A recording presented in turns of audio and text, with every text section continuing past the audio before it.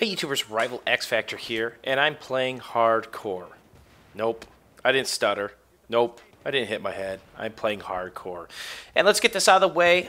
I TK a couple guys because they're trying to grief me and block my path quite a few times. Thank God the TK kicker wasn't on this server. That's the nice thing about hardcore. The other nice thing is about people with Twitch aim just like that on user Drew. 3 bullets, maybe 4. He's dead duck. Take a dirt nap. That's something you can't do in normal mode. So I'm not going to bash hardcore mode. I'm not going to say it's easy mode. I'm not going to say it's hard mode. But I will say if you have good Twitch aim, you will fuck some people up in this mode. Simply put. The other thing I want to talk about is world economies and shopping for cars. A lot of you guys know, are following me on Twitter is, I post pictures of my car every once in a while. I got a tricked out '07 CTS with 300 odd horsepower and 18-inch performance rims and a V suspension on it, a partial V suspension on the thing. So it's not really low to the ground. Well, it's rear-wheel drive. It had massive tires on it, and it was horrible in wet weather. It was horrible in the snow because we get shit on with snow 3-4 months out of the year. It's just horrible, horrible. And you're gonna see these guys puppy dogging me throughout the round, and I just simply shoot them in the face because you can do that in hardcore. So I'm running back because our team is getting our shit pushed in. I joined a little bit late, and we are not doing very well. And that's the other thing about hardcore is it kind of is campy. People are afraid to push up because they die so fast. I'm not saying it makes you into a camper. It's just you die so fast. So if somebody's just staring at a spot on a map, you're in trouble. You're in trouble. Good aim is rewarded, but people with bad aim that spam is definitely rewarded in this mode as well. So I've got the CTS, and I didn't really need to get rid of it. I was free and clear on the bank on it, and here I'm about to clear a path here.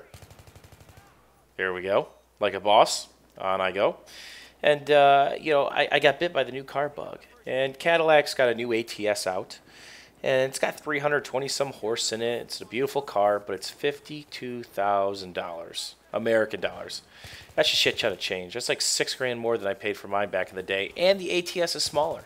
It's like 7 or 8 inches smaller. So, I looked at that, and I want to buy American because I want to support my economy. BMWs are great. Mercedes are great. The reliability of car companies, Cadillac, Mercedes, Audi, they're all the same. They've got amazing warranties. And there's another Twitch shot that I wouldn't be able to done in normal because it would take me 3 or 4 more bullets at that range, and I probably would have been dead. And I like playing this train right here because I can watch shadows, and I can peek this right here without jumping all the way down. So there's a nice little tip for you. And the reliability factor is amazing in all those brands. So, we know the world economies suck right now. Greece is in the tank. A lot of spots in Europe are in the tank. America's slowly recovering. And a lot of Europe is going through what America went through a couple years ago because the world markets are all tied together.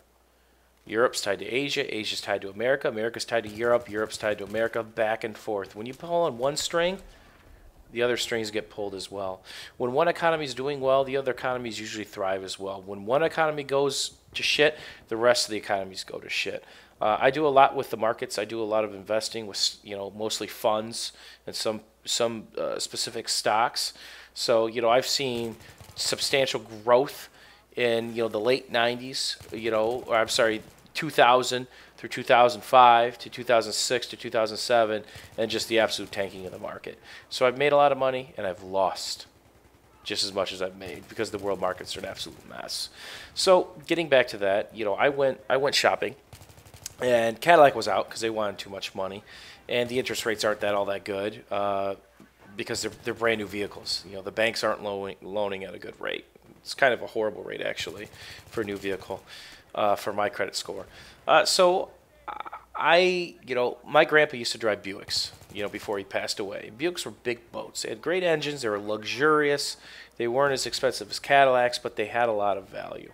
A couple years ago, GM, I know you European guys are going to be able to tell me more about this than I know, but Ford and General Motors started going after some of these European designs. And I think the Insignia or the Opel came out a couple years ago in Europe.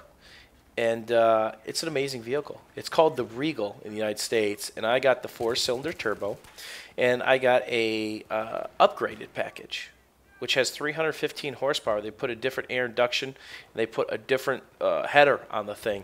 So it boosts it from 270 to 315 with a combination of 3 separate things. So it's a 4-door, 4-cylinder turbo with 315 horsepower and 300 foot-pounds of torque. The thing's an absolute beast. It's a 4-door sedan on 20-inch rims, front-wheel drive. So I eliminated some safety concerns that I had for Bentley because my car was a rear-wheel drive. It had a ton of horsepower, wide-ass tires. It was horrible in wintertime because we get shit on here, 4 months out of the year. I needed something that was all-wheel drive or front-wheel drive, and I wanted to keep the horsepower. Mrs. X Factor didn't want to have me with a little race car anymore, but I kind of got my way.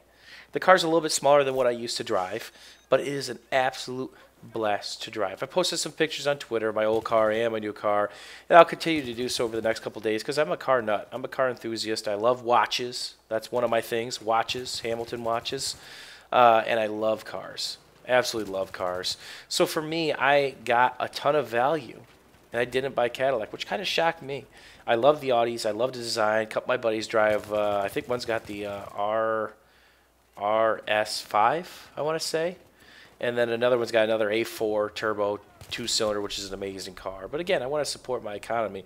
And I tell everybody to do this. If you're in Europe, buy German. Buy a Peugeot if you're in France. Do they still make Peugeots? Buy what's going to benefit your economy. Spend your money in your home country. Go to mom and pop restaurants and go out to eat. Don't buy McDonald's. Don't buy Wendy's. It doesn't really help your European local economy. Go sit down at Joe's Italian down the street where Joe lives 2 blocks away and he feeds his kids and he employs 10 to 20 people. That's what I've kind of lived my life by the past 7 or 8 years because I've been in an industry, which is, marketing basically and business, which is supported by local business. So I buy here, I stay here, I play here. That's my thought process. So no offense to the Mercedes of the world and BMWs. You guys make amazing vehicles. I'll just never buy one because I need to support my local economy and do my best to put money back into it to grow it. So, that's the other thing is, we had a family reunion we went to the other day, and little Bentley giggled every time I smashed the gas pedal. So I know I made the right choice. Mrs. X Factor's happy. It's a sleek car. It's a very nice car, and I'd recommend it to anybody who's in the market for a sub $42,000 car in the United States. It's a great car, and it amazed me because, again, I had some preconceived notion going in that Buicks were for grandpas. Well, 9 more. Hopefully you guys enjoyed this round and this chat. And what's your favorite car in your nation that's not $2 bajillion? Take care, guys.